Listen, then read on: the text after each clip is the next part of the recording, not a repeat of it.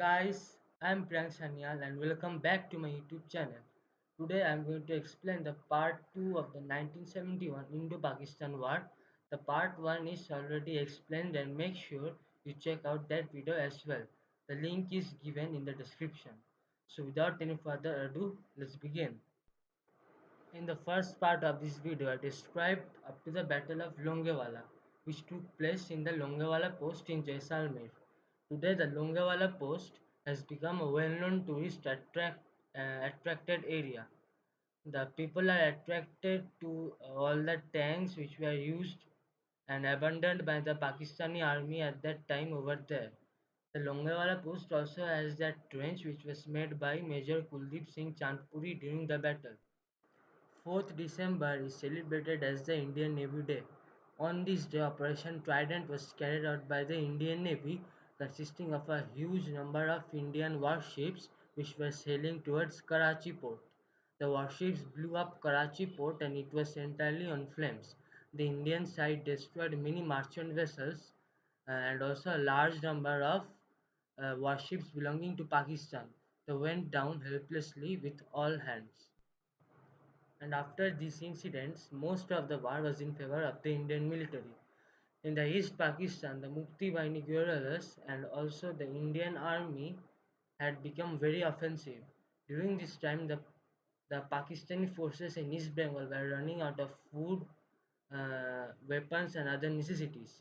It was impossible to transport these supplies to the Pakistani forces to the Indian mainland, and before that they had to penetrate to the uh, vast number of Indian and Mukti Bahini forces which were surrounding East Pakistan.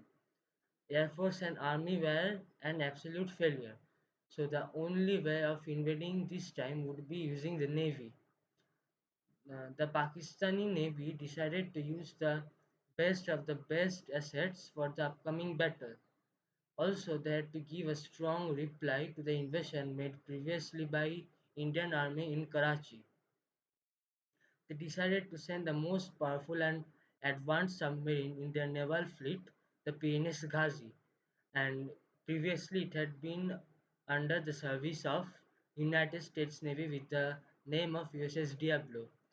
It planned its route, which was along the boundaries of the lower half of the Indian mainland over the Arabian Sea, Indian Ocean, and all the way to Bay of Bengal to sink the Indian aircraft carrier INS Vikrant guarding the coastlines of East Pakistan. And for the Indian side, the PNS Ghazi was like a nightmare.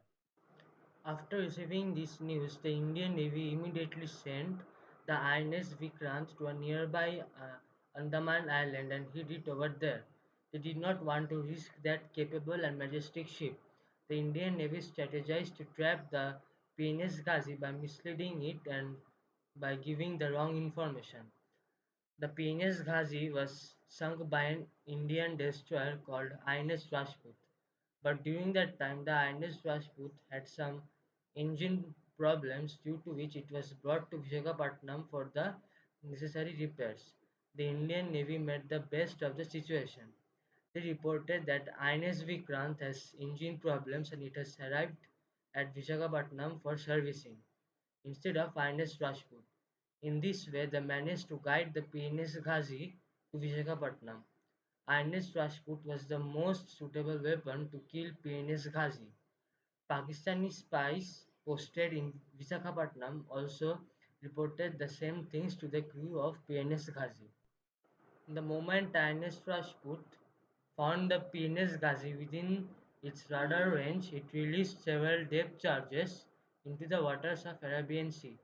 Depth charges are released by destroyers and frigates to destroy submarines. The depth charges dive to the same depth at which the submarine travels, and coming very near to the submarine, they explode. These explosions make holes in the walls of the submarine, causing the submarine to sink. The depth charges released by INS Rajput exploded near the compartments of PNS Ghazi, which contained all of its ammunition. This resulted in a huge explosion underwater, splashing a huge amount of water from the Arabian Sea. and it seemed as if a nuclear bomb has detonated underwater. In this way, the painless Ghazi went down with all hands.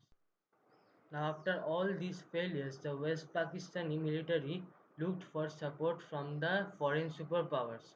They decided to seek United States military's help in the war. The United States Navy sent its best asset, the Seventh Fleet, to take down Ines Vikrant. The Seventh Fleet consisted of many dangerous corvettes, frigates, destroyers, submarines, and two oversized aircraft carriers, and each one of them were about 20 times more powerful than the Vikrant itself. The Ines Vikrant could have been literally crushed by the Seventh Fleet.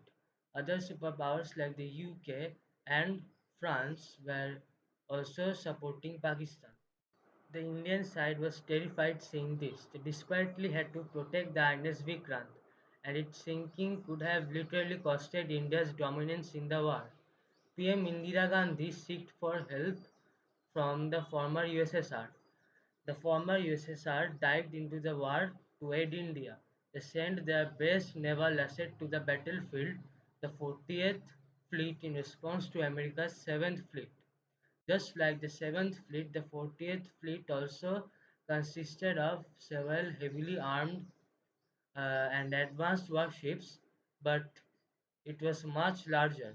For the American Navy, the USSR's 40th Fleet was like a nightmare. Before the 7th Fleet could reach the Bay of Bengal to sink INS Vikrant, the 40th Fleet surrounded the INS Vikrant from all the sides and protected it. Seeing the 40th Fleet in a satellite picture, the 7th Fleet threatened the 40th Fleet to leave the Bay of Bengal or else they would do a nuclear strike on them. But all those threats were in vain. The 40th Fleet replied back by saying that they also had nuclear weapons aboard and their nuclear triad was twice as larger than the American one. So before they broke down on the Seventh Fleet, they warned them to surrender. Listening to this scary answer from the 40th Fleet, the HMS Seagull that was sent by the UK in the battlefield immediately took its leave. This also happened with the French side. The Russian Navy ordered the 40th Fleet to resurface its submarines so that they could have a satellite picture, and the US Navy realized that how by seeing the satellite picture, the US Navy realized that how dangerously and heavily armed was the 40th Fleet, and a full-fledged battle with them would be very risky. As a result, the Seventh Fleet abandoned its mission and departed. After all attempts became a major failure for the Pakistani army, they realized that there was no other option except to surrender. So General A.A.K. Niazi from the East Pakistan Command surrendered to Lieutenant General Jagjit Singh Arora from Indian Army, and in this way, on 18th December 1971, East Pakistan were East Pakistanis were able to declare themselves independent, and a new country named Bangladesh came into existence. So guys, this is all for today's video. If you are new to my channel, please like and subscribe, and don't forget to hit the bell icon. By hitting the bell icon, you will be informed about each and every videos that I will upload. And till then, goodbye and Godspeed.